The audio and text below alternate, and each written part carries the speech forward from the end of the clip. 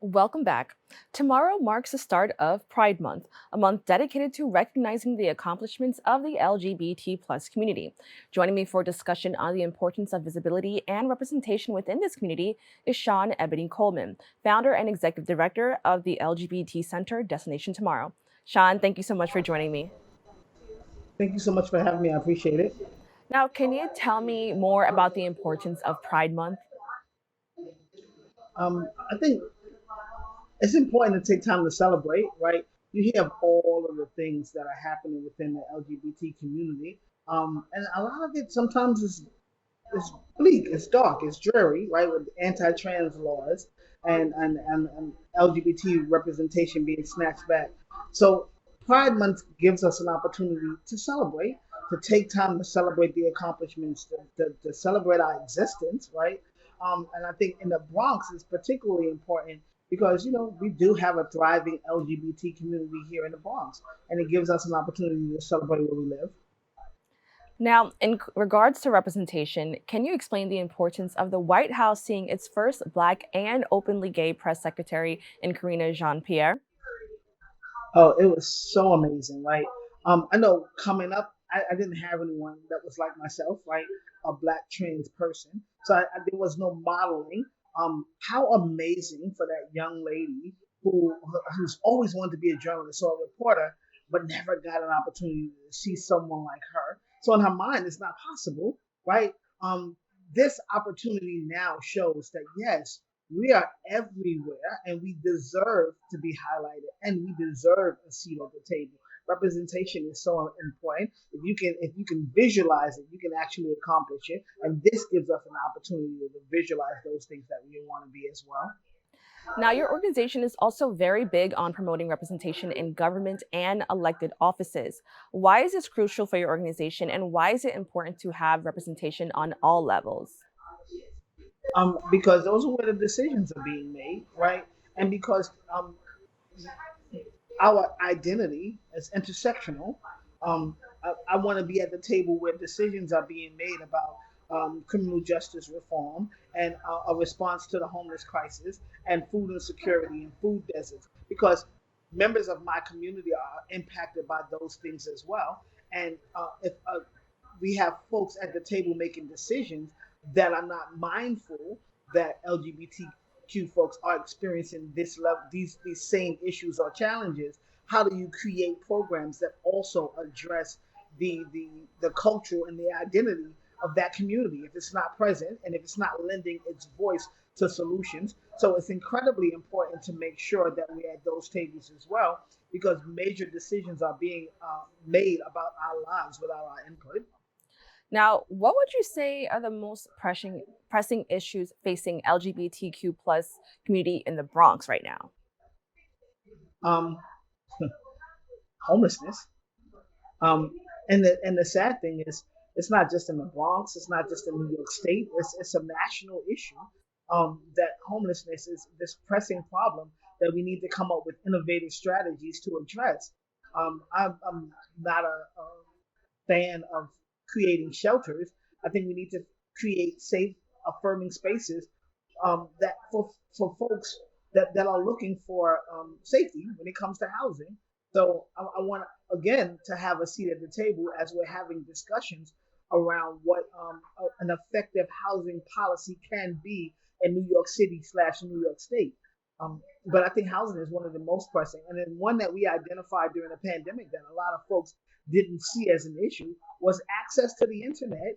We have a GED program, and our GED program we went remote during the pandemic, and we did Google Classrooms, and overwhelmingly, a lot of our students were not able to access the internet to join the classes because they didn't have the internet at home.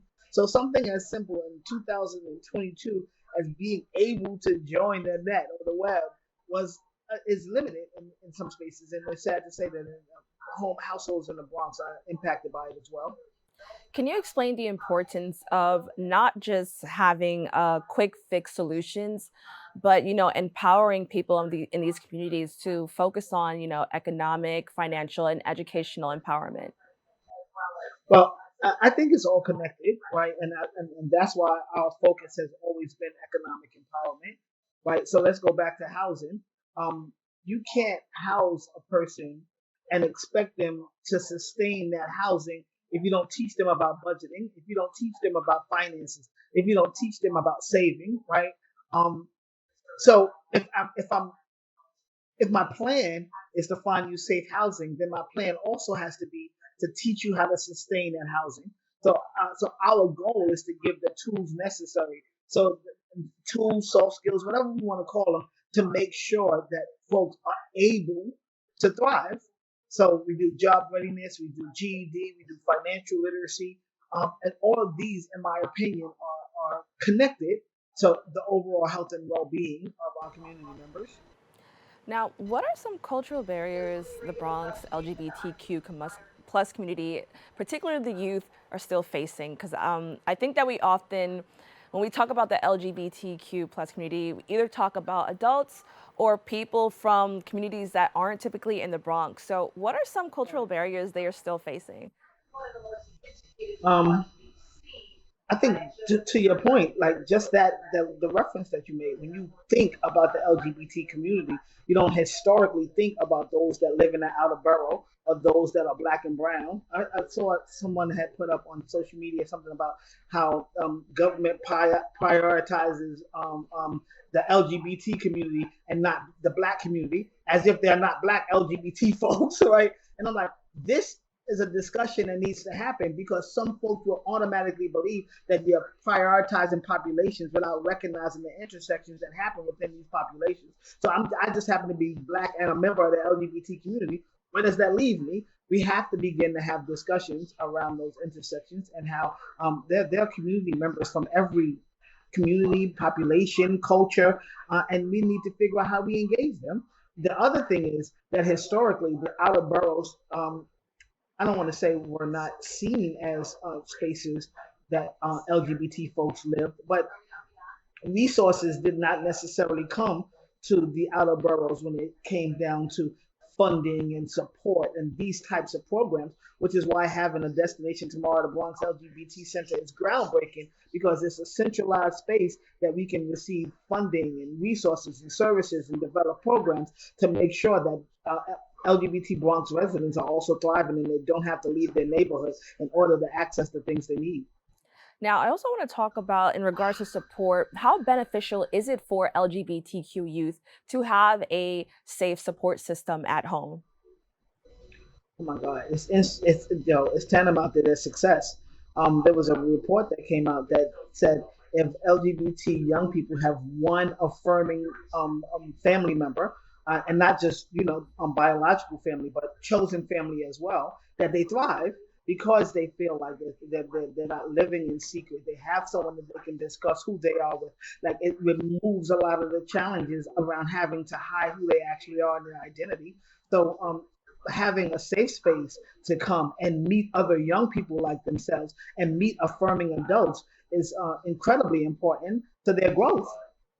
Which is why we exist as well, to make sure that our young people have a safe space that regardless of what they're encountering or what they're going through, they know that they can come to Destination Tomorrow and find support. Now, how can people be better allies towards the LGBTQ plus community? I think the first thing is recognizing what an ally is, right?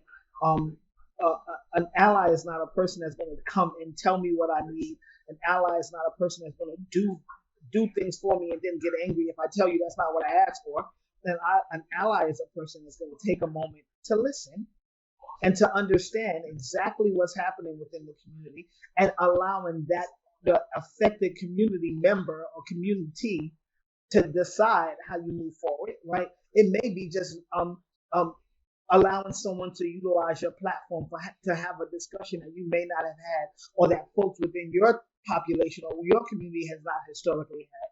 But it's really about allowing the community or that person to decide how uh, that allyship is going to work, what that allyship looks like.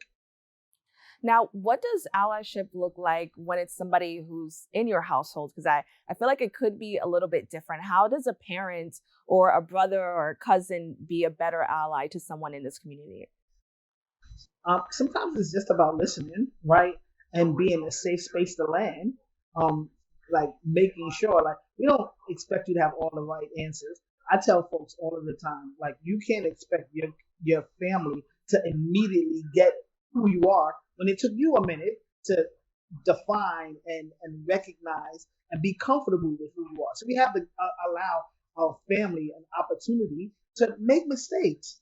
Allies can make mistakes, but they have to learn from them. So I think a good ally understands that they're not going to always get it right, but they're not afraid to get it wrong. That they will have these discussions that could be difficult because it's a learning curve. But they're willing to have the discussion and be vulnerable and be gracious in being wrong. Now, when you look towards the future of the LGBTQ plus community in the Bronx, what do you hope to see? Um, I don't want us to be the only LGBT center, right? There's a lot of need, and I think there's room for others to come and do some work in the Bronx. Um, I think building out leadership, right? Bronx LGBTQ leadership, whether that's on business leaders, whether it's political leaders, but having a more visible presence in the Bronx when it comes to LGBT representation and leadership. There are a ton of us that are poised for that position, and all we need are the opportunities to lead on some of these community boards and democratic boards and those kinds of things. So I really want us to see better representation when it comes to those kinds of leadership roles. Now, how can people learn more about your organization? Follow us on social media, Destination Tomorrow. Check out our website, or, in my opinion, the best thing to do is stop by, right? We're right at 452 East 149th Street on the third floor. The youth drop-in is at 448 East 149th Street. We call it the spot next door because it's literally right next door. But come in and see what we have to offer. Get a tour of the space. There are volunteer opportunities, but figure out ways you can work with us, and you can hang out with us as well. All right, Sean, thank you so much for joining me. Thank you for having me. I appreciate it. We'll be right back with more Open BxRx Tuesday.